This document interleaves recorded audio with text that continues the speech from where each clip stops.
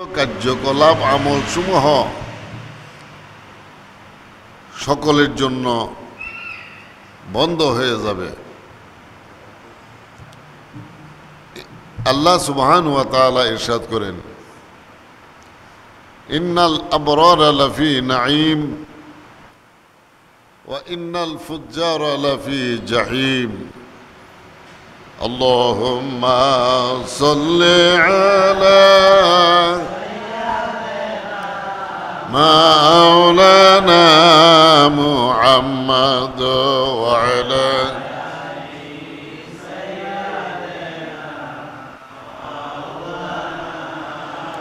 محمد اللهم صل مولانا محمد وعلى مولانا إن الأبرار لفي نعيم। আবরার লোকেরা হবে নিয়ামত প্রাপ্ত আল্লাহ সুবহানাহু ওয়া তাআলার তরফ থেকে। পুরস্কৃত হবে আবরারগণ।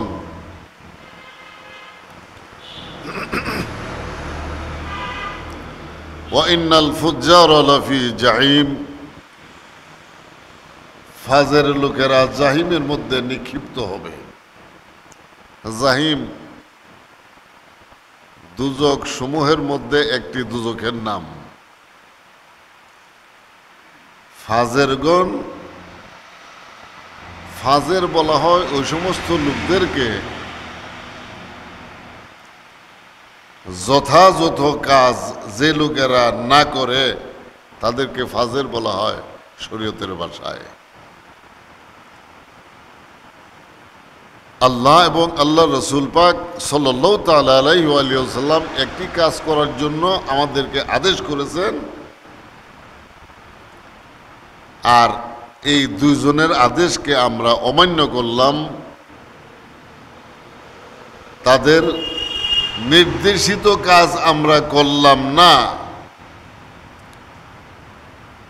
আল্লাহ এবং আল্লাহ রসুল পাক সাল্লাল্লাহু তাআলা আলাইহি ওয়া সাল্লামার নির্দেশিত কাজ যে লোকেরা না করে এদেরকে বলা হয় ফাজের।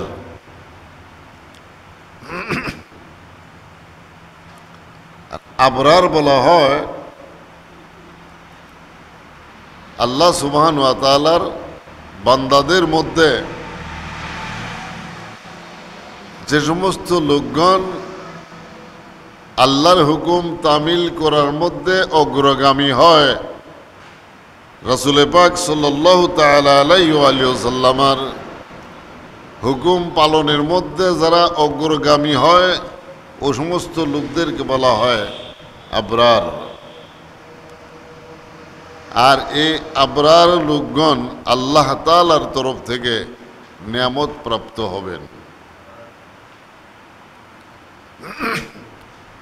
এখানে আরেক শ্রেণীর মানুষ রয়েছে,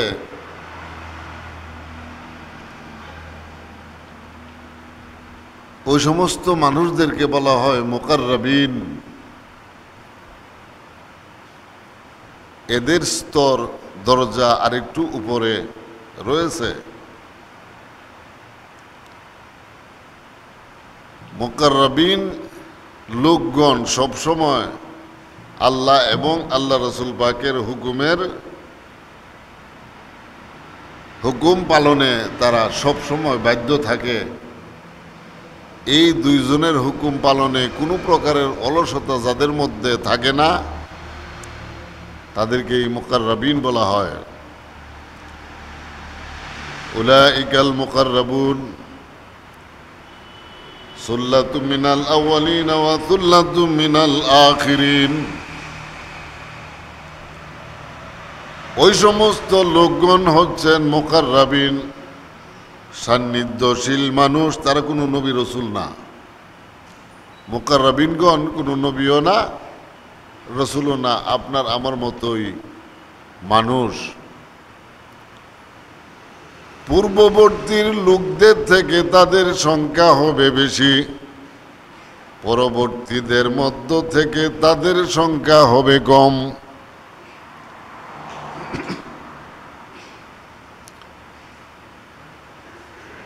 অন্য আরেক কিতাবে লেখা আছে এরকম যে হাসানাতুল আবরারি সাইয়্যাতুল মুকাররাবিন। সুবহানাল্লাহ পড়েন।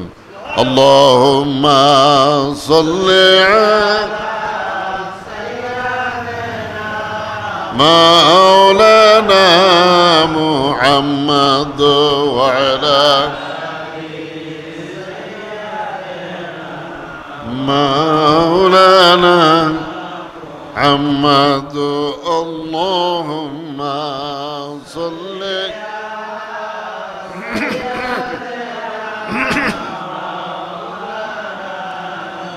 محمد وعلى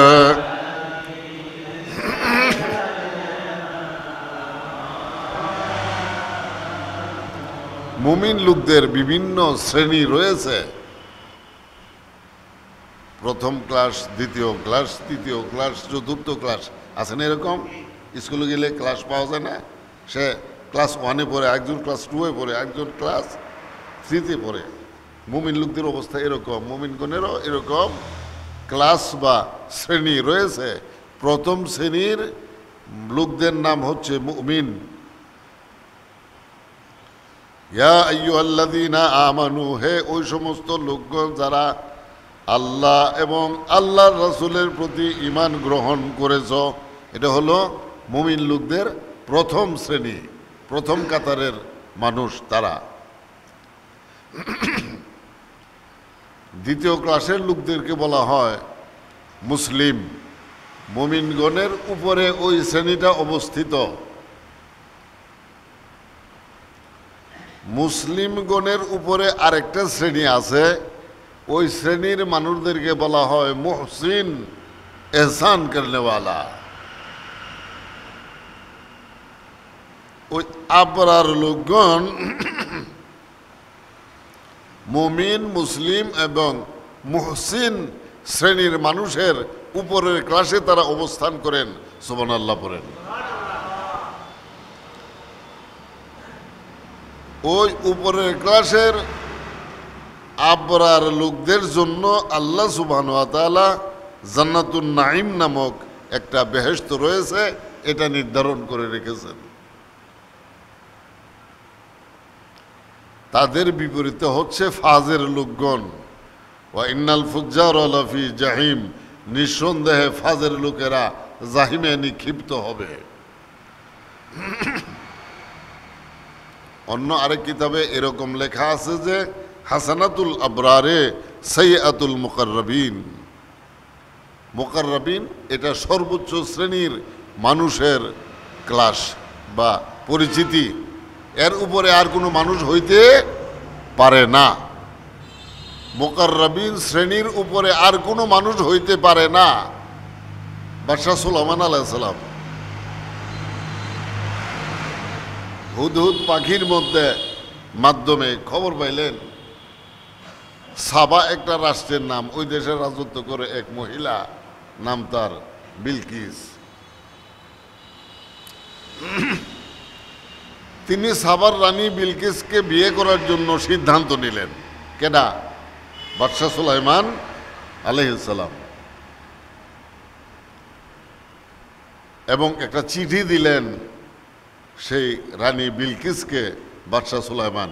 হুদহুদ পাখির মাধ্যমে পাখি যায় ওই চিঠি তার রাজ দরবারের মধ্যে, যখন সে রাজমহলের মধ্যে পরিষদ নিয়ে বসেছে, এই পরিষদের উপরে যায় ঠিক সোজা রানী বিলকিসের সামনে ওই চিঠিখানা ছেড়ে দিয়েছে, সুলাইমান আলাইহিস সালামের লেখা চিঠি। এবং রানী বিলকিসকে তিনি রাজমহলে নিয়ে আসার জন্য ব্যবস্থা করেছেন আল্লাহর অন্যান্য সৃষ্টির মাধ্যমে। এখন সুলাইমান আলাইহিস সালামের দরবারে সিংহাসন একটা, এই সিংহাসনটা কার? সুলাইমান আলাইহিস সালামের। বিলকিসও তো একজন রানী, তার তো একটা সিংহাসন দরকার। এখন তো আর দ্বিতীয় কোনো সিংহাসন নাই। সুলাইমান আলাইহিস সালাম এখানে প্রস্তাব করলেন, ওই যে রানী বিলকিস আয়সা পড়ছে, তার সিংহাসনটা কে আনতে পারবে? দেওদানব, জিনপুরি এরা বলল যে আপনার এই পরিষদ ভাঙ্গার আগে আমরা ওই রানী বিলকিসের সিংহাসন এখানে নিয়ে আসব। সুলাইমান আলাইহিস সালাম বললেন যে না, মানি না। আয়সা পড়ছে সে, আমার পরিষদ আরো 3 ঘন্টা চলতে পারে, তুমি পরিষদ ভাঙ্গার আগে আনবা, 3 ঘন্টা পরেও তো আনতে পারো, তুমি চলবে না। এই এখন রানী বিলকিসের সিংহাসন এখানে নিয়ে আসতে হবে, কে আনতে পারো? আসাদ ইবনে বরখিয়া একজন বৃদ্ধ মানুষ, পক্ষাঘাতগ্রস্ত, প্যারালাইসিস, কাঁধে হয়ে পড়ে যায়, সোজা হয়ে হাঁটতে পারে না, লাঠি হাতে, সোজা হয়ে কি হাঁটতেও পারে না। তিনি বলতেছেন, স্যার অনুমতি দিলে আমি রানী বিলকিসের সিংহাসন আনতে পারি। এই অচল লোকটা সুলাইমান আলাইহিস সালামকে বলতেছেন। জিজ্ঞেস করলেন কত সময়ের মধ্যে আনবে? তিনি উত্তর দিলেন যে আপনি চোখের পলক বন্ধ করবেন, আবার চক্ষু মেলাইয়া ছায়া দেখবেন বিলকিসের সিংহাসন এখানে। সুবহানাল্লাহ পড়েন। আল্লাহুম্মা সাল্লি মাওলানা মুহাম্মদ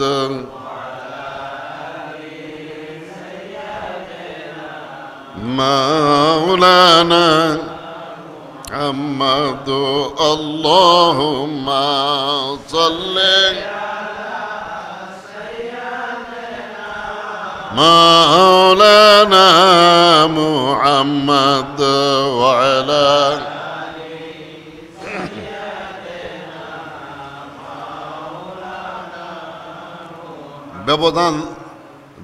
ব্যবধান কয়েক শত মাইলেরও বেশি ছিল।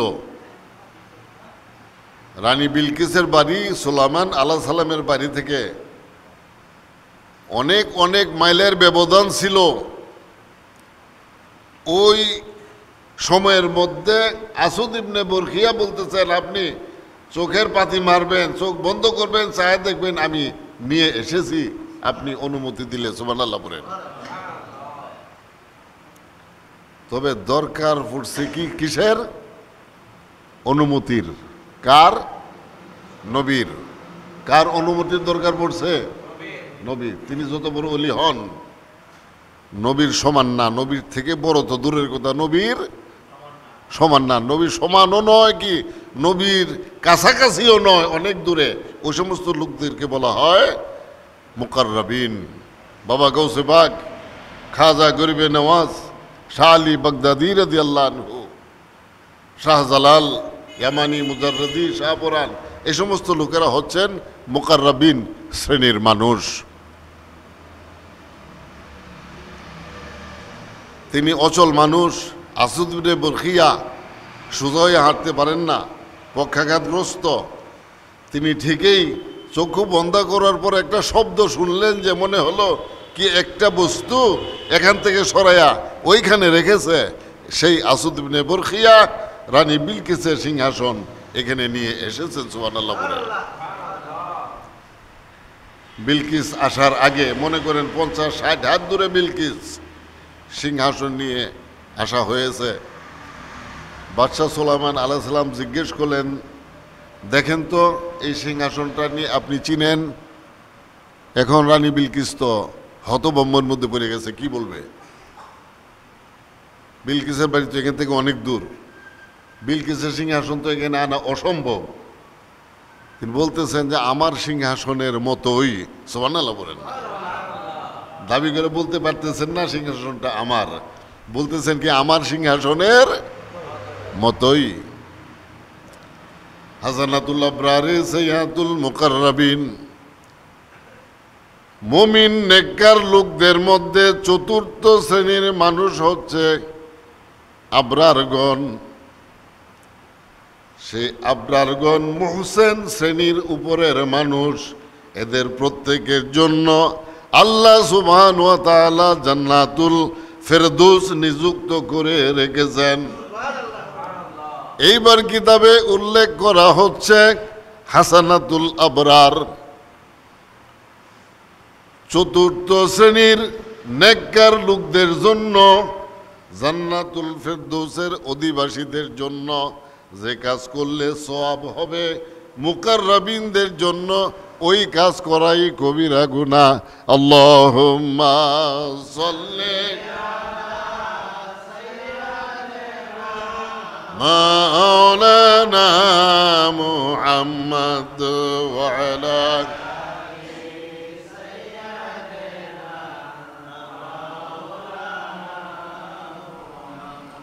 দুই বন্ধু ছোটকালের, একজন দুনিয়াদার, বিয়ে শাদী করলো, ঘর সংসার করলো, বাড়িঘর আছে, তার ব্যবসা আছে, আরেকজন জঙ্গলে চলে গেছে। দীর্ঘদিন পরে যে বাড়িতে বসবাস করছে, তার মনে পড়লো ওই জঙ্গলবাসী বন্ধুর কথা মনে পড়েছে, তাই তাকে দেখার জন্য সে গেল। যা দেখতেছে সে ধ্যানে বসে আছে। জঙ্গলবাসী লোকটা কি ধ্যানের মধ্যে বসে আছে। সে যায় সালাম দিল, তার সামনে দাঁড়ায় আসসালামু আলাইকুম। সেই জঙ্গলবাসী লোকটা তার সালামের কোনো উত্তর দেয় নাই। দ্বিতীয়বার তিনি সালাম দিলেন, এই গ্রাম্য লোকটা জঙ্গলবাসীকে দ্বিতীয়বারের সালামেরও কোনো উত্তর তিনি দিলেন না। দ্বিতীয়বারের পর তৃতীয়বার তিনি সালাম দিলেন এই গ্রাম্য লোক জঙ্গলবাসীকে। তৃতীয়বার সালাম দেওয়ার সঙ্গে সঙ্গে একটা মাসালাও শোনায় দিলেন যে আমি আপনাকে সালাম দান করেছি, আসসালামু আলাইকুম ওয়া রাহমাতুল্লাহি ওয়া বারাকাতুহু। সালাম দেওয়া সুন্নত, সালামের জবাব দেওয়া কি ওয়াজিব, দিতে হবে। মাসলাও শোনায় দিল সে জঙ্গলবাসীকে। তখন জঙ্গলবাসী ধ্যান ভঙ্গ করে মাথা উঁচু করে তার দিকে তাকাইলো। এরপরে সালামের উত্তর কি তিনি দেন নাই। তার দিকে তাকায় তাকে বলতেছে, ভাই সালাম দেওয়া সুন্নত, মাসলা আপনি বলেছেন, জবাব দেওয়া ওয়াজিব, মাসলাটাও আপনি বলেছেন। সেই ওয়াজিব কাজটুকু করার সময় আমার নাই, আপনি সুন্নত কাজ করার সময় কোথায় পেলেন? সুবহানাল্লাহ বলেন। তাহলে সেই ওয়াজিব কাজের চাইতে আরো অনেক বড় কাজের মধ্যে তিনি মশগুল রয়েছেন। বোঝা গেল কি গেল না? এটাই হাসানাতুল আবরারে সাইয়াতুল মুকাররাবিন। যারা আল্লাহ তাআলার নৈকট্যশীল মানুষ, আবরার লোকদের জন্য যে কাজ করা ভালো, নৈকট্যশীল লোকদের দ্বারা ওই কাজ করা কবিরা গুনাহ। তারা এর চাইতে অনেক বড় বড় কাজ করে থাকেন। এখানে মুসান্নিফ রাহিমাহুল্লাহ তাআলা ইরশাদ করছেন কি, যে কতিপয় দমের মধ্যে আমরা আবদ্ধ রয়েছি। যখন আমাদের দম শেষ হয়ে যাবে, আমাদের সমস্ত আমলসমূহ, নেক কাজ বলুন আর বদ কাজ বলুন, যদি নেক কাজ করেন আপনি নিয়ামত প্রাপ্ত হবেন আবরার হলে।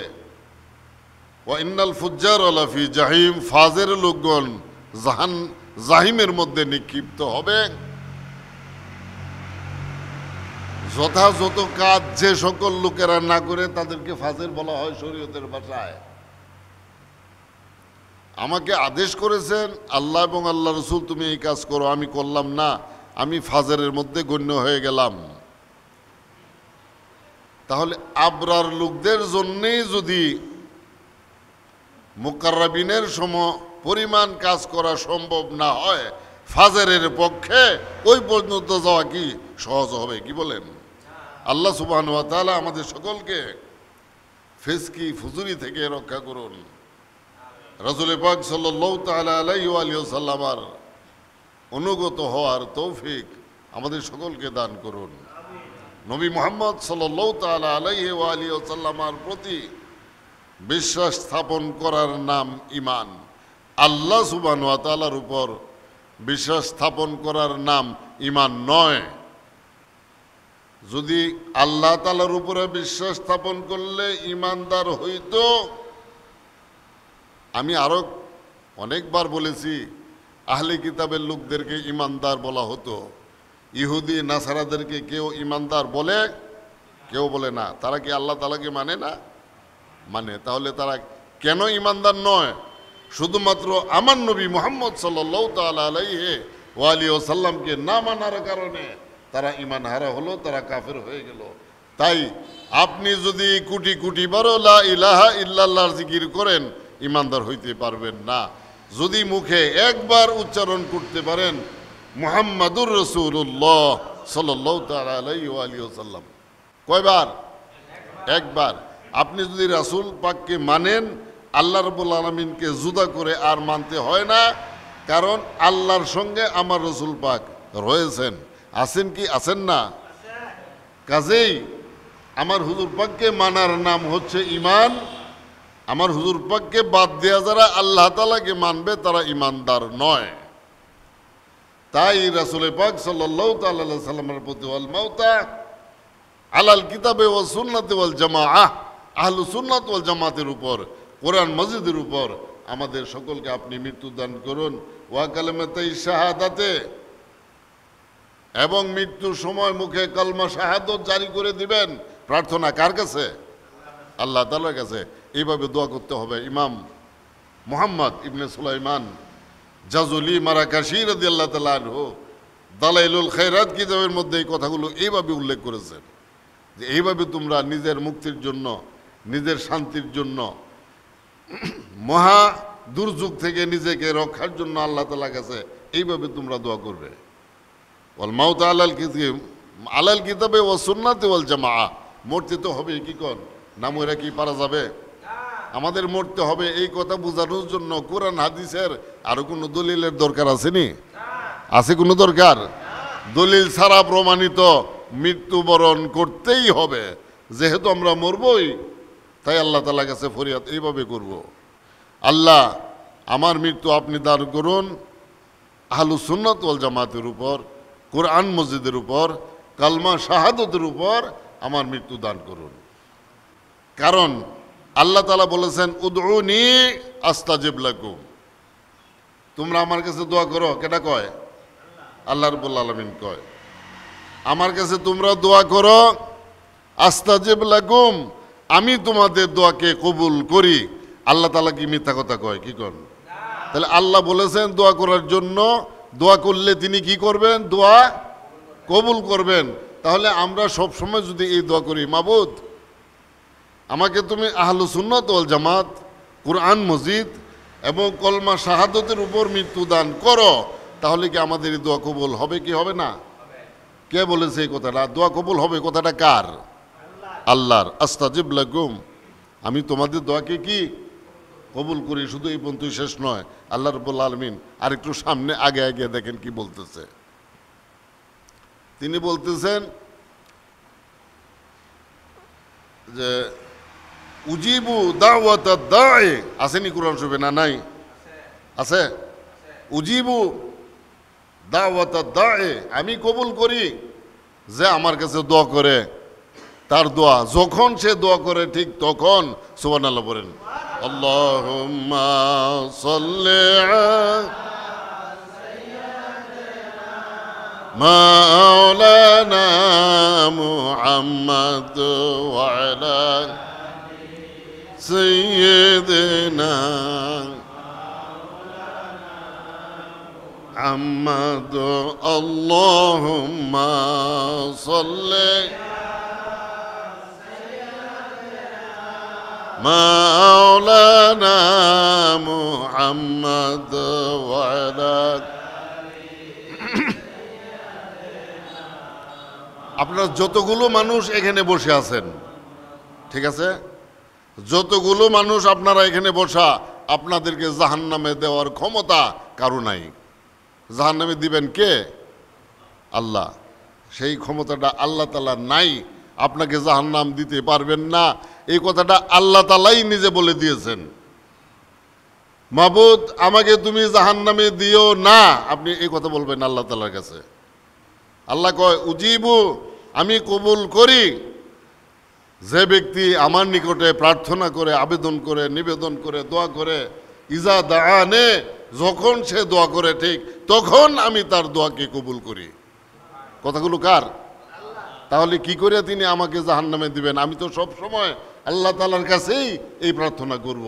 আমাকে জাহান্নামে দেওয়ার ক্ষমতা আল্লাহ তাআলার কি নাই? কেন নাই? আমরা যিনি জাহান্নামে দিবেন তার কাছেই আমি সব সময় কি এই দোয়া করতেছি, হে মাবুদ আমাকে আহলে সুন্নতুল জামাতের উপর মৃত্যু দান করো, আমাকে কলমা শাহাদাতের উপর মৃত্যু দান করো, আমাকে তুমি নবী মুহাম্মদ সাল্লাল্লাহু তাআলা সাল্লামের উম্মত হিসেবে কবুল করো। এই দোয়াগুলো যদি আপনি সবসময় করতে থাকেন, আল্লাহ রাব্বুল আলামিন আপনাকে কখনো জাহান্নামে দিবেন না। আল্লাহ সুবহানাহু ওয়া তাআলা আমাদের সকলকে নিজের আখেরাতের মুক্তির জন্য, আখেরাতের শান্তির জন্য আল্লাহ তাআলার কাছে প্রার্থনা করার তৌফিক, আবেদন নিবেদন করার তৌফিক আমাদের সকলকে দান করুন। সকল বলুন আমিন। ওয়া আখিরু দাওয়ানা আনিল হামদুলিল্লাহি রাব্বিল আলামিন। বারাকাল্লাহু লানা ওয়া লাকুম ওয়া নাফা'না ওয়া ইয়্যাকুম।